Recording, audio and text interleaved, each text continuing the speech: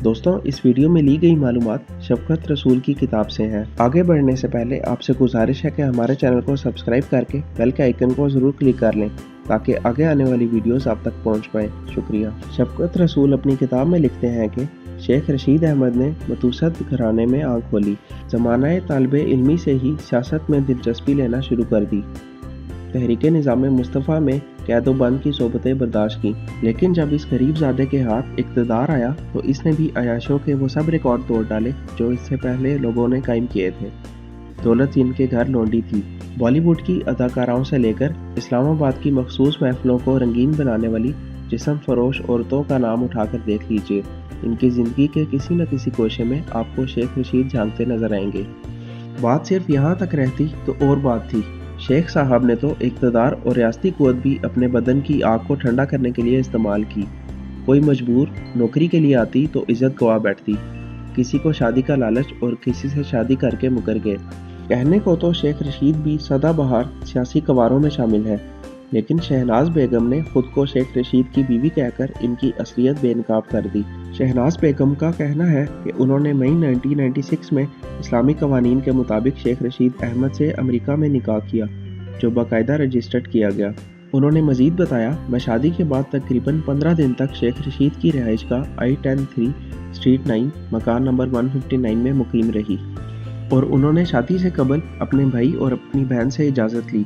शहनाज ने कहा कि शेख रशीद के भाई और बहन कसम उठाकर बताएं कि ये सब कुछ ऐसे नहीं हुआ। शहनाज ने निहायत उलझे हुए लहजे में बताया कि मैं तो शेख रशीद के जिस्म पर निशानात की तफसील तक बता सकती हूँ। ये तफसील एक बीवी के अलावा और कोई नहीं जानता। शहनाज का कहना है कि शेख रशीद नफसियाती मरीज़ हैं। वो अक्सर मेरे फ़ोन टैप करवाते, एसाबी क़ुव्वत की दवाएं और इंजेक्शन भी इस्तेमाल करते हैं। पाकिस्तान आमद के बाद शेख रशीद ने मुझे ज़हनी और अखलाकी तौर पर तबाह कर दिया। लोग मुझे इनकी दाश्ता समझते हैं, हालांकि मैं इनकी बाकायदा कानूनी बीवी हूँ। शहनाज कहती हैं कि शेख रशीद की घटिया तबीयत का अंदाज़ा इस बात से लगाया जा सकता है कि उन्होंने मुझे कई बार शहबाज शरीफ के आगे पेश करने की कोशिश की, जो मैंने क़ुव्वत इरादी से टाल दी। दरअसल खुद शेख रशीद कहते हैं कि दौरान तालीम कॉलेज के लड़के मुझसे ज़्यादती करते रहे। अब मैं इनकी बहनों से ज़्यादती करके इंतकाम ले रहा हूँ। शहनाज कहती हैं कि मैं शेख रशीद को समझाती रही कि सब फजूल और घटिया बातें हैं, लेकिन वो बजाय समझने के उल्टा रोना शुरू कर देते। शहनाज शेख रशीद की ज़िंदगी के घिनौने किरदार से पर्दा उठाते हुए कहती हैं कि लातादाद ख्वातीन इस भेड़िए के जुल्म का शिकार हुई। ख़ास तौर पर मुझे वो तालबा कभी नहीं भूलेगी जिसको सिर्फ दाखिले के हसूल के लिए शेख रशीद की जिस्मानी हवस की तस्कीन करना पड़ी। शहनाज बेगम ने तो जुर्रत का मुजाहरा करते हुए अपने हक की आवाज़ बुलंद कर दी।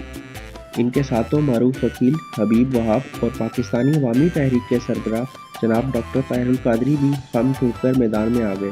लेकिन अनगिनत ज़ख्म खुर्दा ख्वातीन ऐसी भी हैं जो शहनाज जैसी हिम्मत नहीं रखती और ना ही अपनी वजह से अपने ख़ानदान को मज़ीद रुसवाई में धकेलना चाहती हैं।